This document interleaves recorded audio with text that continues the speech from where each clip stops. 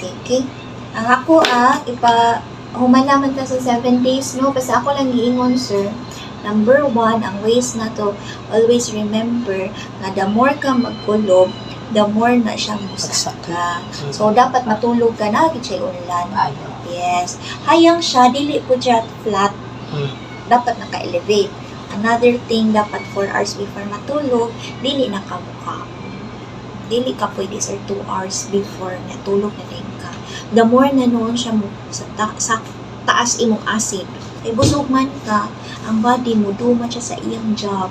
Normally, dili kita dapat busog tulog. Kaya dapat ang body mo, relax na siya.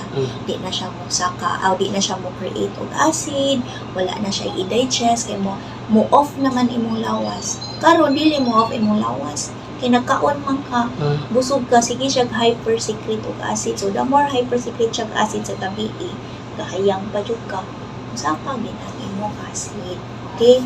Number 2, bawal na ka, kung vices, bawal na ka sigarilyo. Okay? And number ng sigarilyo og inom.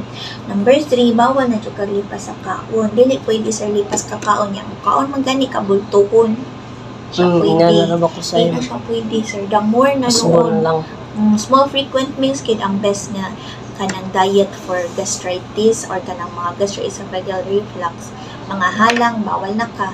Mga masuka nga food like inuna, no? I-lessen na nimo halang, mantikaon, soft drinks, mga citrus nga fruits and drinks like orange, lemon, mga ana, bawal na jud ka.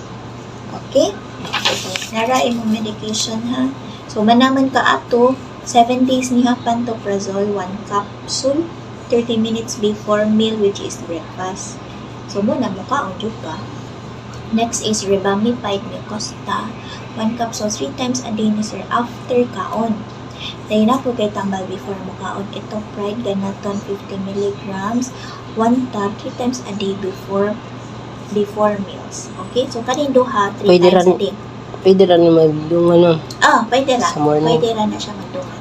Basta ang Ganaton before kaon 3 times a day. Ang Ribamipide mo protect man ni siya sa lining sa imong gas-gas sa tiyan. If ever na kay gas-gas, mo protect siya na kaning mucosa. 1 capsule 3 times a day after meal. So, kana siya, if di kayo mawala ang symptoms, i-refer to take specialista sa tiyan. Kaya ili-lion yun na nato ilawong if wala pa dyan kay ulcer.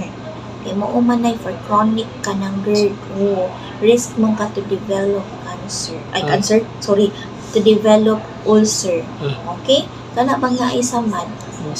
So, muna itong tanawin. Napay anatomical problems nga makakos o gastroesophageal reflux.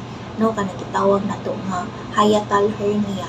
No, parte sa imong stomach banigawas sa imong diaphragm. Naka-feel mo ko itong 4 days at 3 days ago. So, mura siya kuan sa tiyan man ay mura hait. Ganana man ba? So, pwede man na siya symptom sharp pain, mga refer pain, pwede ra gid na siya. Pero nawala din to siya. Para mga gusto kay tao jud to pero nawala na pagkaron. Sige.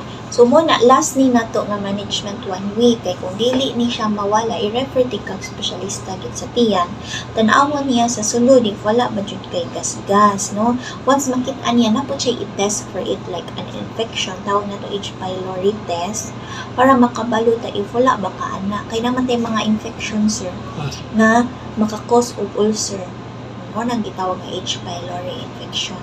Nya common na siya sa mga tao nga hilig magkaon-kaon sa mga daplin-daplin kanang mga karinderya, no? Prone or risk na sila ng mga pasyente to develop ng H. pylori. Okay?